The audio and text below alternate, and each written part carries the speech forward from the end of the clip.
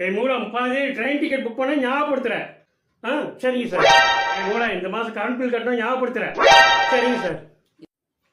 மூலா 2000 ரூபா கைமாத்தா வாங்கிட்டு போயிட்டான். 1ஆம் தேதி திருப்பி தரேன்னு சொல்லியிருக்கான். கரெக்டாக ஞாபகப்படுத்துறேன். சரிங்க சார்.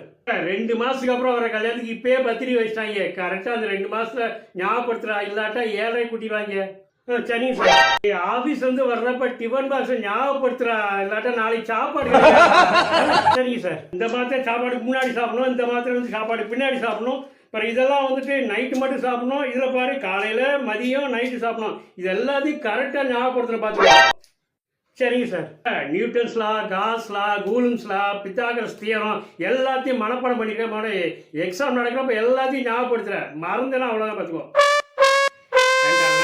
நான் எவ்வளோ பெரிய அறிவாளி, எனக்கு எவ்வளோ பெரிய ஞாபகம் செஞ்சிருக்கு. ஆனால் என்னை வந்து ரொம்ப கேவலமாக வேலைக்கார மாதிரியா ட்ரீட் பண்ணுறீங்க. ஐயோ, வேலைக்காரலாம் இல்லை, என் கூட பண்ணுங்க, என் கூடயே பண்ணணும் தானே நீங்கள். அப்படிலாம் நினைக்க மாட்டேன். அம்மா தலை கல்யாணம் பண்ணி கொடுக்குறாரா, உடனே வந்து அந்த தேதியை வச்சுட்டு காலண்டரில் போய் குறித்து வைக்கிறதுக்கு என்ன ஆகுது?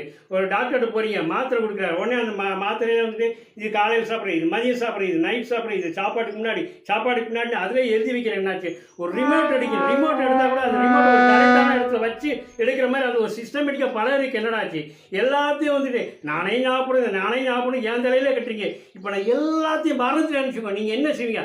அப்போ தானே அந்த மூளையோட அருமை உங்களுக்கு புரியும்.